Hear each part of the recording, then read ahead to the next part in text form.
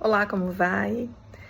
Nós estamos orando a palavra no livro de Provérbios e hoje o texto se refere ao capítulo 7 do livro de Provérbios. Assim como nós temos lido nos capítulos anteriores, são textos de advertência, buscando sempre com que a gente possa aprender mais sobre a palavra e que nós possamos adquirir sabedoria ao longo da leitura desses textos. Eu vou começar a leitura, depois a gente vai fazer algumas reflexões, até ao longo da leitura nós vamos fazer alguns comentários também. Ele é um texto que traz sobre a importância de nós guardarmos os mandamentos do Senhor no nosso coração.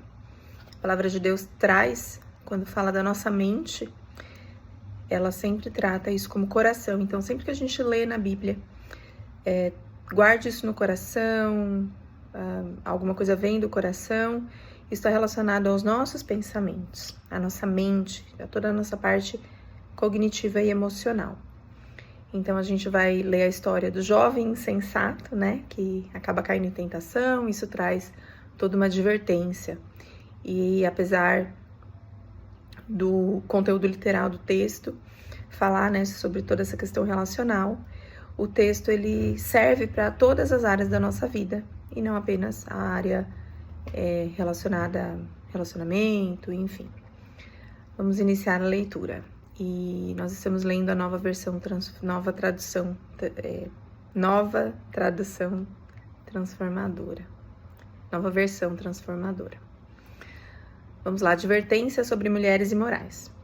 E aí a gente sabe que, tendo visto o contexto da produção do texto, quando a gente fala sobre mulheres imorais, a gente parte também para homens imorais, né? Então, isso vale para qualquer um, não vale apenas para os homens, né? Também vale para as mulheres. Meu filho, siga meu conselho. Guarde meus mandamentos como um tesouro. Obedeça meus mandamentos e viva. Cuide de minhas instruções como da menina de seus olhos. Amarre-os aos dedos como lembrança e escreva-as no fundo do coração. Então, a gente vê que os judeus, eles têm o hábito de carregar as escrituras, né, os mandamentos, a Torá escrita. Eu não me lembro o nome, mas quando eu fui para Israel eu trouxe vamos dizer assim, é um souvenir, mas que a gente cola na porta. E toda vez que a gente passa, né, no lugar na entrada da casa, você vê, né, aquele... Não vou me lembrar o nome nesse momento. E quando a gente vê aquele objeto, a gente sabe que lá estão os mandamentos. Então, é como se aquilo trouxesse à memória a palavra de Deus. E eles usam isso muito literalmente, né? Tanto que tem esse objeto que muitos compram, né? Como souvenir. Então, quando a palavra fala, cuide das minhas instruções como a menina de seus olhos, amarre-as aos dedos como lembrança. Então, como se fosse sentido literal, para que você fique olhando. Sabe quando você não quer esquecer alguma coisa, precisa lembrar? Às vezes, você troca o relógio de lugar, porque quando você vê, você vai lembrar, ou escreve na sua mão. É nesse sentido. E aqui ele fala, escreva-as no fundo do coração. Ou seja, no mais profundo da sua mente, para que você realmente guarde aquilo na sua memória e você nunca mais esqueça. Ame a sabedoria como se fosse sua irmã. Alguém muito próximo, de muito amor. Então, nós temos que buscar a sabedoria como tesouro, como algo muito valioso. E faça do discernimento um membro da família. Eles o guardarão da mulher imoral, das palavras sedutoras da promíscua. Enquanto estava à janela de minha casa e olhava pela cortina, vi alguns rapazes ingênuos e percebi um entre eles que não tinha juízo. Ele atravessava a rua perto da esquina onde morava uma certa mulher, e caminhava em direção à casa dela. Era o crepúsculo, né? O anoitecer, final da tarde, quando caía a escuridão profunda. A mulher se aproximou dele com roupas provocantes e coração malicioso. Era ousada e inquieta, do tipo que nunca para em casa. Está sempre nas ruas e nos mercados, à espreita em cada esquina. Abraçou o rapaz e o beijou, e sem a menor vergonha lhe disse: hoje apresentei uma oferta de paz e cumpri meus votos. Por isso estava à sua procura. Saí para encontrá-lo e agora o achei. Estendi lindas cobertas sobre minha cama e lençóis coloridos de linho egípcio. Perfumei minha cama com mirra, aloés e canela. Venha, vamos nos embriagar de amor até o amanhecer. Vamos desfrutar as carícias um do outro, pois meu marido não está em casa. E aí vem a parte da insensatez do texto. Ele partiu numa longa viagem, levou consigo uma bolsa cheia de dinheiro e só voltará no fim do mês. Assim, e aí segue o autor contando o relato, né? Ela o seduziu com palavras agradáveis e com elogios doces o atraiu. Ele a acompanhou de imediato, como boi que vai para o matadouro, como cervo que caiu na armadilha.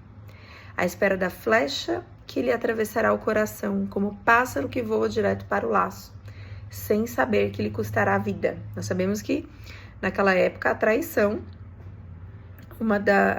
a consequência, né, social era o apedrejamento, né, a consequência era a morte.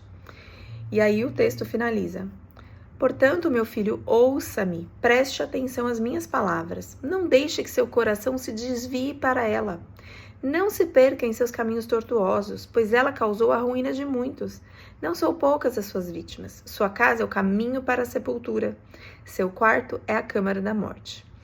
Então o texto traz como pano de fundo uma cena, traz aí a questão de uma sedução, de uma mulher casada que seduz uma outra pessoa, e o texto já deixa claro qual vai ser a consequência daquilo, e ao final o autor traz uma advertência.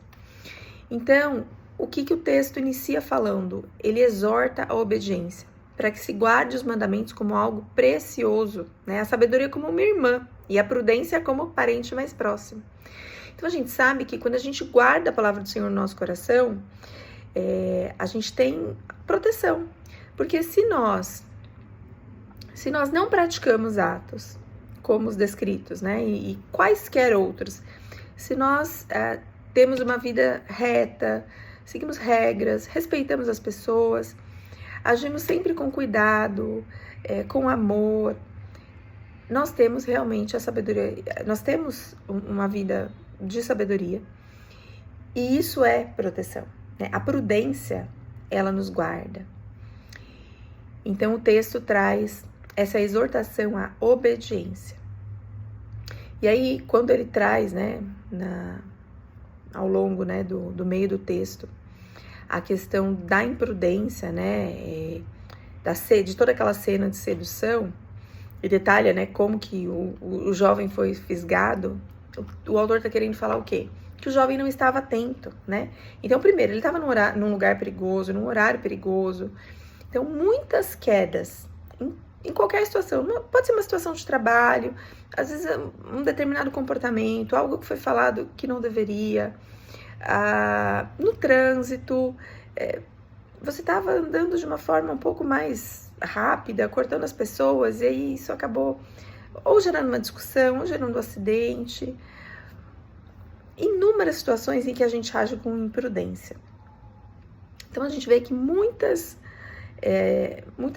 consequências, elas iniciam pela falta de vigilância. Trazendo ainda essa questão, né, que eu trouxe do trânsito, quando a gente faz um curso de direção defensiva, lembrei, direção defensiva, o que nós aprendemos? A direção defensiva tem muito a ver com prever o comportamento do outro condutor. Então eu ando no limite de velocidade da via, eu observo o meu entorno e eu tento antever uma potencial situação de acidente, para que eu não me envolva num acidente. Então a direção defensiva não é saber conduzir o veículo de forma arrojada e conseguindo desviar, não. A direção defensiva é justamente uma direção mais segura para que eu possa antever e prevenir uma situação de potencial perigo. Da mesma forma, aqui o texto fala que o jovem não foi vigilante. Então, a nossa segurança, ela vem da prudência, dessa situação de estar sempre vigilante. E quando ele fala aqui, né, da questão, né, da sedução da mulher, ele traz uma situação em que todo aquele contexto sedutor se apresenta de uma forma muito, muito convincente. E todos passamos por situações que muitas vezes podem ser convincentes e que nós devemos fazer sempre uma análise racional em todo o nosso comportamento, independentemente da área. Então, nós precisamos sempre reconhecer as sutilezas em todas as situações que se apresentam. Às vezes nós estamos em algum local e aquilo tem uma aparência sutil, mas que pode demonstrar alguma situação que pode causar algum transtorno. A gente tem que saber o quê? Se afastar, mudar o trajeto, para que nós não nos coloquemos em situações desconfortáveis, de perigo, enfim. E ao final a gente tem que... O texto traz a valorização da sabedoria, né? Como a gente tem uma pessoa da família que a gente valoriza, cuida. Então, o texto finaliza, né, com essa situação de a gente poder dar ouvidos, né, à sabedoria para que a gente realmente, em tudo que fizer, não se meta em confusão, né, a gente guarde, né, os nossos caminhos e não soframos consequências que muitas vezes vão ser desastrosas, a gente vai ter que lidar com elas e não vão ser confortáveis. Então, que esse texto ele possa trazer para você essa reflexão de que no nosso dia a dia, em tudo que fizermos, nós temos que ter um olhar de cuidado. Nós temos que buscar um olhar, aquele olhar de afastamento, como se a gente desse um passo para trás e pudesse ver a cena como um todo. A sabedoria implica isso. A gente se afastar, tentar olhar o contexto antes de tomar uma decisão. Então, que o Senhor possa... Vamos orar, amém? Pai, obrigada pela leitura da Tua Palavra, obrigada por esta revelação. Obrigada porque o Senhor nos ensina dia a dia conceitos importantes que nos são dados para a nossa proteção. Que o Senhor permita, Pai, que nós tenhamos sabedoria, que em tudo que nós fizermos, Pai, nós possamos realmente olhar com os Teus olhos, que nós possamos agir não com o nosso emocional, mas com a racionalidade que vem da busca por sabedoria que vem do alto.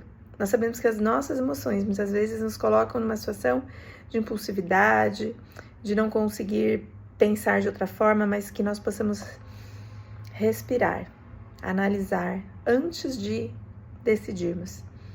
Então, que realmente o Senhor esteja transformando a nossa mente, o nosso coração. Em nome de Jesus é que eu te peço. Amém. Amém? Que a leitura da palavra do Senhor realmente esteja transformando a sua mente, o seu coração e que ela produza frutos. Compartilha coisas que têm saltado aos seus olhos nessas reflexões que a gente tem feito e que você tenha um dia, uma semana abençoada e cheia da presença do Senhor. Se você está gostando desse conteúdo, compartilha e curte esse vídeo. E se inscreve no canal se você ainda não está inscrito. Até mais!